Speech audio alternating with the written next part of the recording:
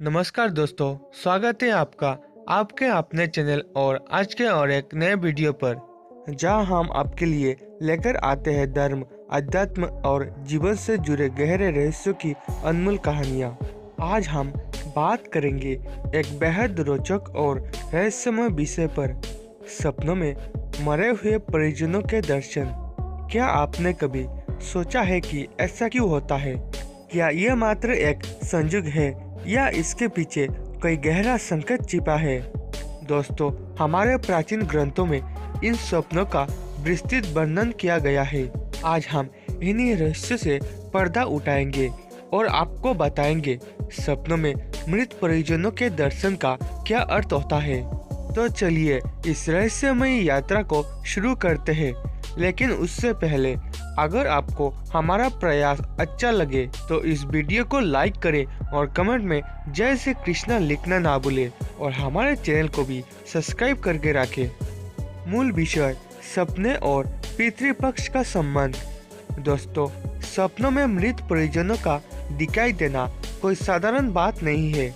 इसके पीछे गहरे संकेत छिपे होते हैं जो हमारे पितरों की ओर से आते हैं। पितृपक्ष के दौरान ये घटनाएं अधिक होती है क्योंकि ये समय विशेष रूप से पितरों को समर्पित है। आज की इस प्रस्तुति में हम आपको देवर्षि नारद और यमराज के बीच हुई एक अद्भुत चर्चा सुनाने जा रहे हैं जो इन रहस्यों को उजागर करती है।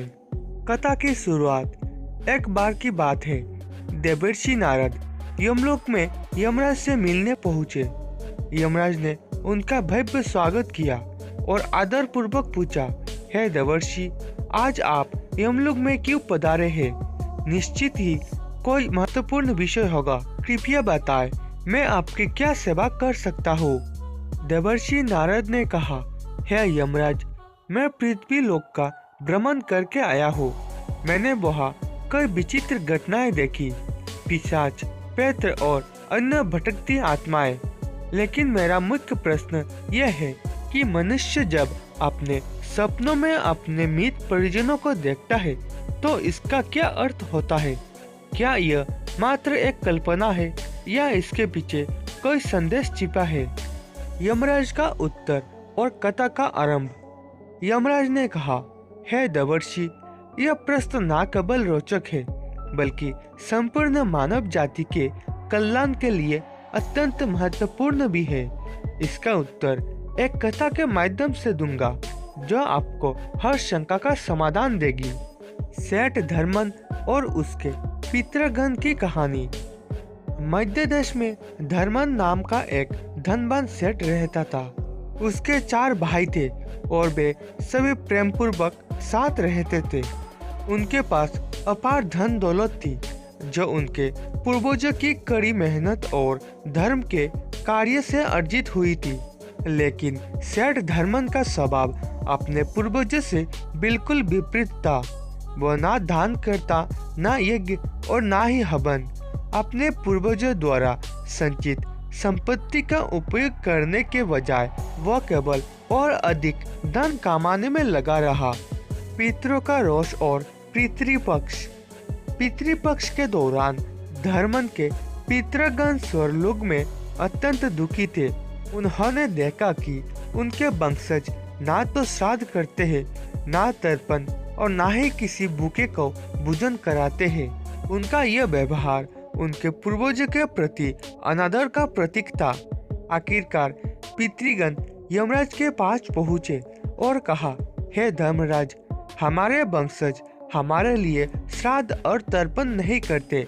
उनकी इस अनदेखी से हमारी आत्मा अशांत है। कृपया हमें अपने वंशजों से मिलने की अनुमति दे ताकि हम उन्हें उनके कर्तव्यों का स्मरण करा सके। यमराज ने कहा, हे पितृगण, आप पृथ्वीलोक नहीं जा सकते, लेकिन आप उनके सपनों में प्रकट होकर उन्हें संकेत दे सकते हैं। सपनों में संकेत और धर्मन की अनदेखी।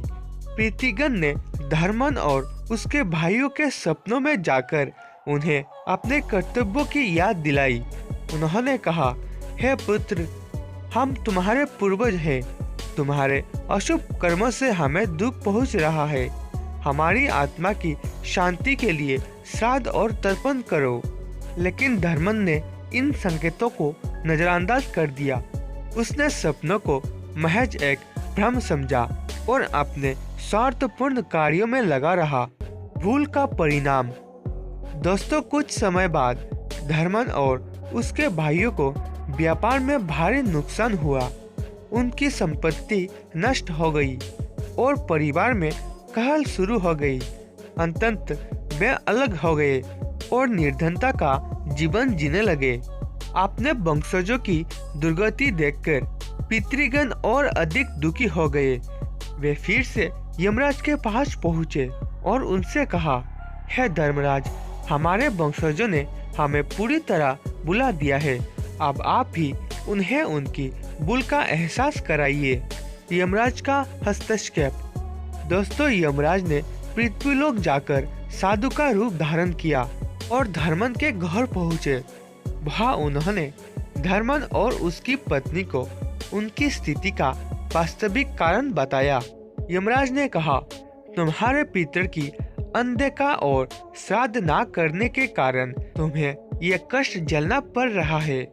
अब भी समय है, अपने कर्म को सुधारो और अपने पूर्वजों की आत्मा को तृप्त करो। कथा का निष्कर्ष और संदेश। धर्मन ने अपनी भूल का प्रायश्चित किया और श्राद्ध, तर्पण और दान करना शुरू किया।